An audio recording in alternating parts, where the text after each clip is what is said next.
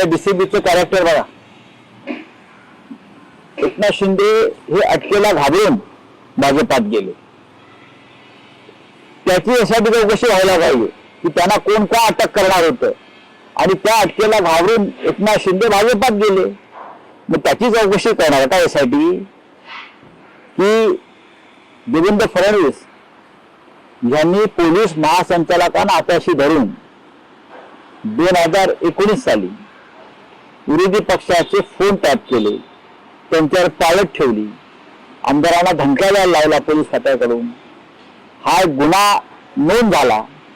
त्याच्यामुळे त्यांना भीती वाटत होती का हे सगळे प्रकरण धागेदुरे माझ्यापर्यंत येतील आणि मला अटक होईल. आता सगळ्यात मोठा गुन्हा होता. मग आल्याबरोबर ती SIT का रद्द केली हे त्या शहाण्यांनी सांगावं.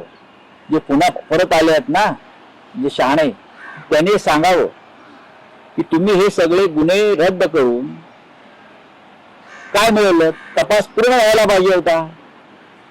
म्हणजे कळलं असतं कोण कोणाला का